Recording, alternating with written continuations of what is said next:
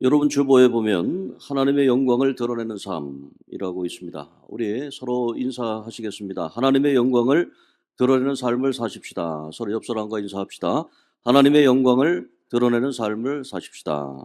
우리 교회 2025년 표어가 되겠습니다. 여러분들이 항상 하나님의 영광을 드러내며 이제 2025년도 살아야 되겠다. 그런 마음의 다짐을 하시기 바랍니다.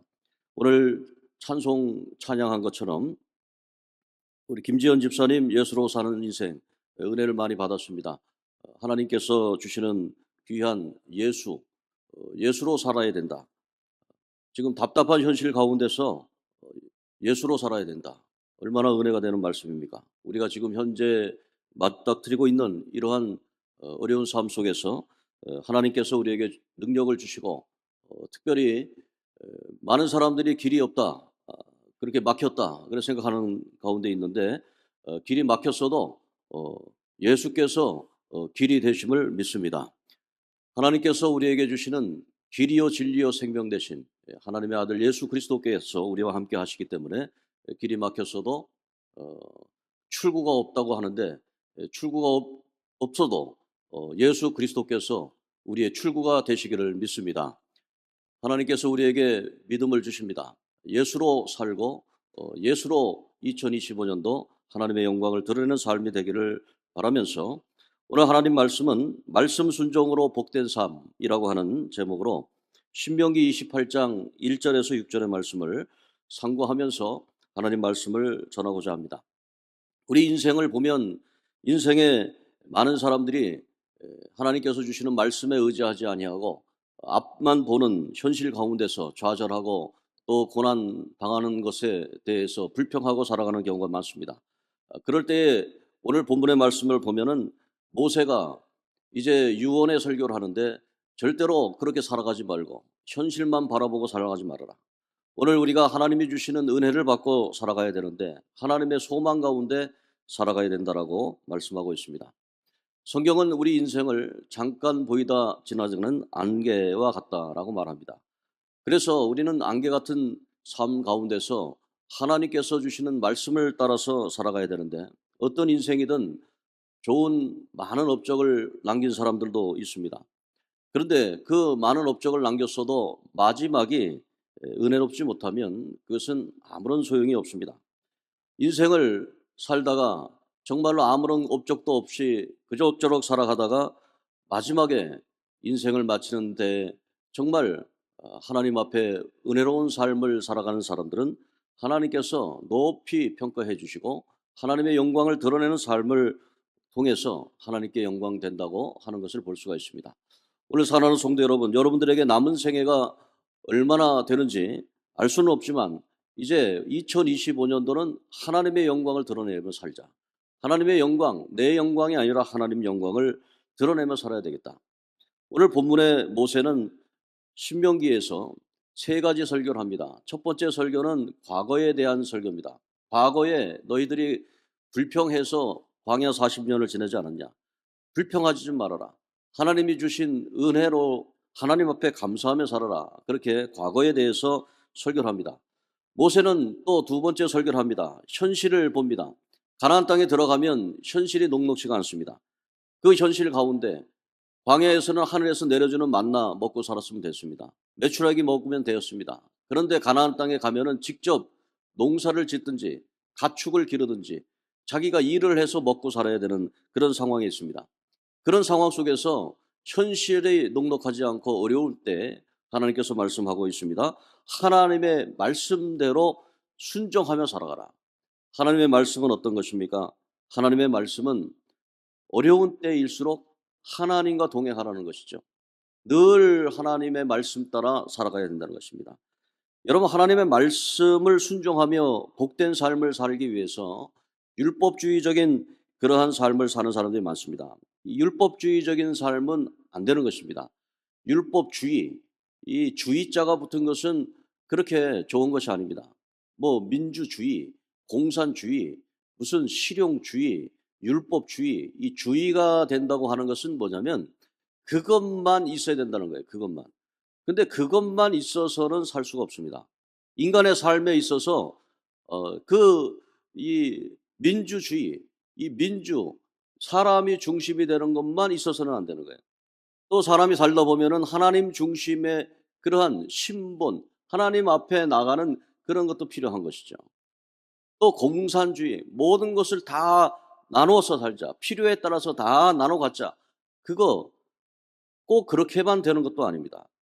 오늘 그렇게 되다가는 사회가 경쟁이 없어지고, 그리고 자본이 증식되지 않고, 그럼 모두가 다 하향 평준화되어서 그냥 북한의 그런 공산권의 나라가 돼 버리는 거예요. 그러니까 우리가 민주주의니 공산주의니 그러한 이데올로기에 빠져서 살아갈 것이 아니고, 지금 현재의 삶 가운데서 하나님의 은혜 가운데 살아가야 된다고 하는 것입니다. 현재의 삶 가운데 하나님 말씀을 율법주의로, 이 율법이라고 하는 것이 1900년도에 1890년경에 성경 존 로스가 성경을 번역하는 데 있어서 그때 당시만 해도 율법이잖아요. 그러니까 지금 이 북쪽의 언어들을 보면은 다 이게 말이 이렇게 뒤집어 보면 알 수 있죠. 우리가 상호 간에 그렇게 얘기하잖아요. 근데 북쪽의 말은 호상 간에 그렇게 얘기하거든요. 그러니까 우리가 법률이라고 그러잖아요, 우리는 법률. 근데 법률을 거꾸로 하면 어떻게 되죠? 율법이 되죠. 그러니까 이 성경이 어디서 번역이 됐냐면 저 만주에서 존 로스 스코틀랜드 선교사가 와서 번역을 했어요.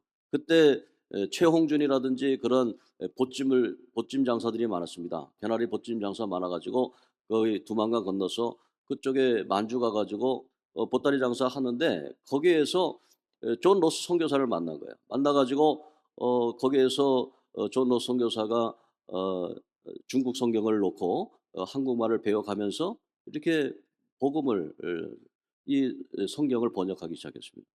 근데 이제 북쪽 사람들이니까 율법이라고 하는 것을 이제 선택이 된 거죠, 우리나라 말에. 이제 남쪽 사람들이 갔으면 법률이라고 이렇게 얘기했을 텐데, 그래서 성경에 보면은 율법적을 떠나게 하지 말아라. 율법을 얘기하지 마. 이 율법이라는 게 다른 게 아니고 법이라는 거예요, 법. 그럼 법이라는 것이 무엇이겠습니까? 법이라고 하는 것은 하나님 말씀에 저 하늘에 있는 줄 알고, 저 땅 깊은 곳에 있는 줄 알고, 저 바다 속에 있는 줄 알고 찾아가 봤지만 그게 아니다. 하나님의 법은 저 하늘에 있는 것도 아니고 땅에 있는 것도 아니고 저 바다 시면에 있는 것도 아니고, 하나님의 법은 바로 우리 마음에 있다 하는 것입니다. 다시 말해서 하나님의 나라는 여기 있다 저기 있다 하지 말라. 예수님께서 이 땅에 오셔 하신 말씀이 너희 마음에, 너희 가운데 하나님의 나라가 있다라고 말하고 있는 것입니다. 하나님의 법, 하나님의 나라, 그리고 하나님의 법률, 이 모든 것은 우리 마음에 있다고 하는 것입니다. 우리의 마음이 성결케 되고 우리 마음에 큰 하나님을 모시고, 하나님이라고 하는 분 큰 분 아닙니까? 그 큰 하나님을 모시고 살아가면 우리가 이 세상 살아가면서 희망을 가질 수 있게 되는 거예요. 율법주의에 빠져서는 안 돼요. 하나님 주의에 빠져서도 안 되는 거예요. 뭐 여러분, 우리가 하나님 믿고 있는 것, 본질적인 하나님을 믿고 하나님의 법을 믿고, 그 하나님의 법은 바로 나의 마음에, 예수님이 말씀한 것처럼 심령이 가난한 자는 복이 있다고 했습니다. 우리 마음에 넓은 마음을 가지고 우리가 애통하고, 그리고 우리의 마음에 주를 위해 의를 위해 핍박을 받고, 그리고 이 세상에서 애통하고 온유하고 그리고 의를 위해서 핍박을 받는 그런 마음을 가지면 하나님의 나라가 임하게 되는 것이고요, 구원에 이르게 된다고 하는 것입니다. 이게 바로 구약의 율법 신명기에 나오는 오늘 본문의 말씀입니다. 하나님의 말씀을 삼가 듣고 지켜 행하면 세계 민족 위에 뛰어난 사람이 되게 할 것이다. 저는 이 신명기 28장 1절의 말씀을 제 인생의 귀한 말씀으로 봅니다. 제가 미국에 갈 때에 이 말씀 하나 갖고 갔어요. 하나님께서 약속하셨다. 하나님이 네가 하나님 말씀 잘 듣고 행동하면 그러면 세계 민족이 뛰어나게 할 것이다. 우리 자녀들에게도 마찬가지입니다. 우리 교회 주일학교, 우리 모든 주님 앞에 제일교회, 우리 성도들 가정가정마다 지난 11월 달에 축복기도 할 때에도 이 신명기 28장 1절의 말씀처럼 하나님의 말씀을 믿고 행하면 하나님이 뛰어난 민족 되게 할 것이다. 그렇지 않습니까? 그래서 제가 지난번에도 말씀드린 것처럼 정말 학교에서 공부를 못했는데 그 못한 그 학생이 그 목사님 아들인데, 정말 공부를 못하니까 부천에 있는 한 신학대학에 보냈어요. 그래서 그곳에서 갔는데 어 학생은 항상 컴퓨터 만지는 걸 좋아하고 컴퓨터에 관련된 책들을 많이 읽고 이제 신학교를 보냈지만 신학교를 하진 공부를 제대로 하지 않고 컴퓨터만 만지면서 막 하다가 그러다가 이제 회사에 취직했는데 '세계 최고의 사람이 될 것이다.'라는 그 말씀만 믿고 의지하고 나갔더니 하나님께서 우리나라의 굴지의 그런 미국계 회사에 들어가서 컴퓨터 프로그래머로 활동하게 되고 그리고 그것을 통해서 요새 나오는 많은 그런 거 있지 않습니까? 지 전자상거래 거래라든지 그런 것들을 활용하고 그렇게 해서 정말 하나님께서 복 주신 것을 우리가 알고 있지 않습니까? 우리 사랑하는 성도 여러분, 하나님의 말씀을 듣고 그 말씀을 지켜 행하면 하나님이 세계 민족에 뛰어나게 할 것이다. 그러면 이것이 복이 임하는데 성읍에서도 들에서도 나가도 들어와도 네 자녀들도 토지 소산도 모든 우리의 의식주와 우리의 모든 재산 그 관계에 있어서 하나님이 복을 주실 것이다라고 말씀하고 있어요. 이게 바로 오늘 2025년도에 우리 주님 앞에 제일교회 성도들이 하나님 안에서 기쁨으로 평강으로 받아야 될 말씀입니다. 저는 로마서 15장 13절의 말씀을 깊이 묵상하고 이번 주간 보냈는데 로마서 15장 13절의 말씀에 보면 거기에 이런 말씀이 있습니다. 희망의 원천이신 하나님이 믿음으로 우리에게 기쁨과 평강을 풍성하게 주셔서 성령으로 말미암아 우리가 그 축복을 누리게 하신다. 희망의 축복을 누리게 하신다라는 말씀입니다. 여러분 로마서 15장 13절의 말씀 그 말씀 저의 말씀만이 아니고 여러분의 말씀이 되었으면 좋겠어요. 이제 2025년도 1월 달 이제 다 갑니다. 다 가는데 마침 하나님께서는 또 설날이라는 걸 주셔 가지고 새 마음으로 이제 새롭게 시작할 수 있는 그런 길을 열어 주셨어요. 여러분들이 이제 설날을 맞이해서 새로운 마음으로 2025년도에는 하나님께서 놀라운 비전을 허락해 주실 것이다. 꿈이 없는 백성은 망합니다. 비전이 없는 가정은 망합니다. 우리가 비전을 가지고 꿈을 가지고 나가야 되는 것이죠. 항상 주님의 말씀을 듣고 행동하며 나아가는 것입니다. 오늘 사랑하는 성도 여러분, 하나님의 말씀은 어려운 것이 아닙니다. 하나님의 말씀은 깊이 있는 그런 저 먼 바다를 가서 건져내라는 거 아니에요. 여러분 행복이라는 것도 그렇지 않습니까? 행복이라고 하는 것이 행복의 파랑사를 찾아서 어디론가 떠다니다 보면은 결국에는 자기 자신이 있는 곳에 행복이 있다고 하는 것을 우리가 알 수가 있습니다. 저도 어려서 항상 행복의 파랑새를 쫓아다녔죠. 이곳에서 어린 시절을 보내면서 저 너머에는 산 너머에는 뭐가 있을까? 그래서 뭐 6살 7살 때 기억이죠. 뭐 막 산을 넘어가는 겁니다. 산을 넘어. 근데 그 주변에서는 저 산동네 넘어가면은 그 나병 환자가 있는데 애들 잡아서 간을 빼먹는 거 그렇게 위험한 사람들이 저쪽에 살기 때문에 가면 안 된다. 그 뭐 위험을 감수하고 그 어린아이가 막 뛰어가는 거예요. 막 뛰어가서 산 하나를 넘어갑니다. 아이고 산 하나 넘어갔더니 또 산이 있어요. 또 넘어갑니다. 그러면 저 안양에 넘어가면 산막사 거기에 있는 개울 같은 그런 냇가가 있어요. 거기서 목욕하고 다시 이렇게 오는 거죠. 제가 실수했군요. 목욕하는 게 아니고 거기에서 물놀이를 하는 거죠. 그때는 뭐 목욕탕도 없고 그러니까 여기에서 쭉 내려가다 보면은 저기 안양천에 구름다리가 있어요. 구름다리가 있고 그 밑에서 아이들이 수영하고 그래 이제 물놀이 하는 거죠. 그때 뭐 목욕탕이 어디 있습니까? 그냥 가서 산에 올라가서 뭐 저 산은 넘어가서 안양천에 가서 이게 목욕하고 또 수영하고 이렇게 사는 거죠. 그러니까 뭔가를 넘어가면은 있을 것 같다. 제가 생각을 해 봤어요. 저기 넘어가서 제가 초등학교를 요 탑동초등학교를 나왔는데 중학교는 저 문일중학교를 나왔어요. 그런데 또 고등학교는 저기 또 영등포에 있는 관악고등학교를 나왔어요.